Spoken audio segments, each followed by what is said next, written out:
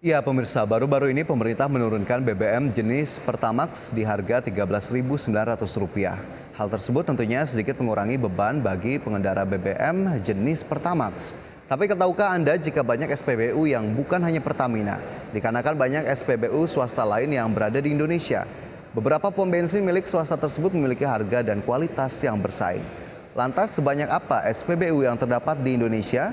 Kita simak dalam ID Extainment berikut ini.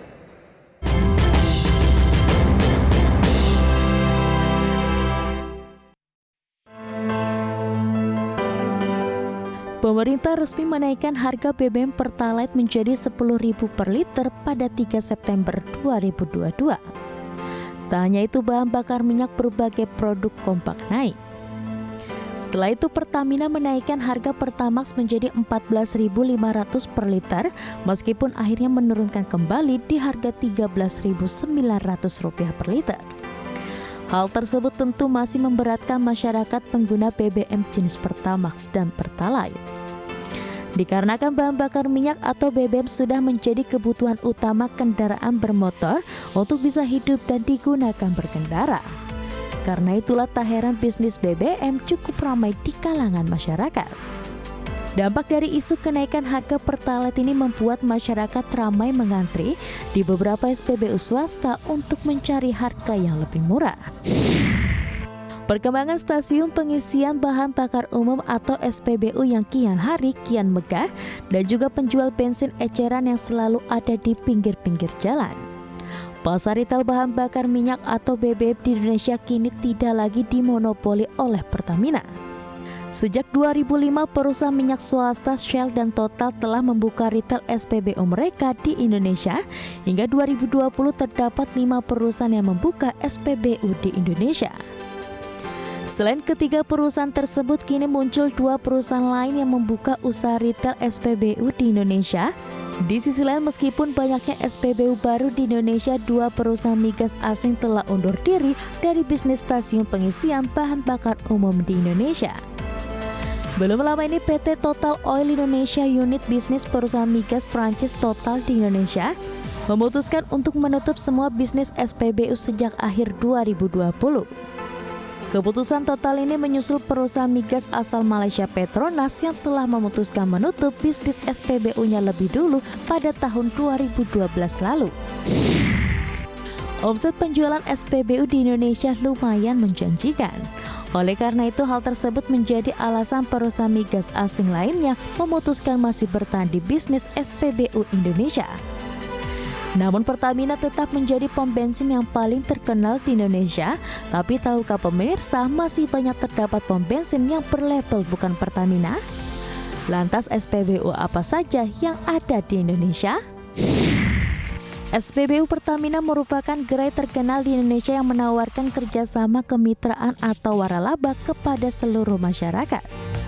Bisnis ini merupakan prospek bisnis menjanjikan di Indonesia. Pertamina merupakan perusahaan minyak terbesar di Indonesia.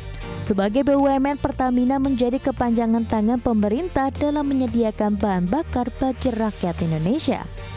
Ada 5 produk BBM yang umum dijumpai di SPBU milik Pertamina, yaitu Pertalite, Pertamax, Pertamina Dex, Dexlite, dan Solar. Harga yang ditawarkan pun bervariasi tergantung jenis BBM yang ditawarkan. Shell mulai mengoperasikan SPBU di Indonesia sejak 1 November 2005. SPBU pertamanya terletak di Lipo Karawaci, Tangerang pada 1 Maret 2006. Shell membuka SPBU di Jakarta yang terletak di Jalan Es Parman. Bahan bakar yang diperjualbelikan adalah Shell Super Extra, dan Shell Diesel. Adapun hingga 2022 SPBU milik Shell mencapai 167 unit. SPBU Shell terbesar di DKI Jakarta, Banten, Jawa Barat, Jawa Timur, dan Sumatera Utara. Dari total 167 SPBU Shell yang beroperasi, 16 diantaranya merupakan investasi Shell bersama mitra pengusaha daerah yang bergabung dalam program Shell Dealer Owned Dealer Operated. PT Vivo Energi Indonesia ikut terjun ke bisnis penjualan BBM di Indonesia. PT Vivo Energi Indonesia merupakan anak usaha Vitol Group yang berbasis di Swiss. Perusahaan yang dibentuk di Rotterdam pada 1966 ini merupakan pemegang saham terbesar Vivo Indonesia. Selain di Indonesia, Vivo juga beroperasi di Singapura, Belanda, London, Afrika, dan Australia. Pertama kali Vivo Indonesia memiliki SPBU yang beralamat di Jalan Raya Cilangkap, Kelurahan Cilangkap, Kecamatan Cipayung, Jakarta Timur. Vivo menjual 3 jenis BBM.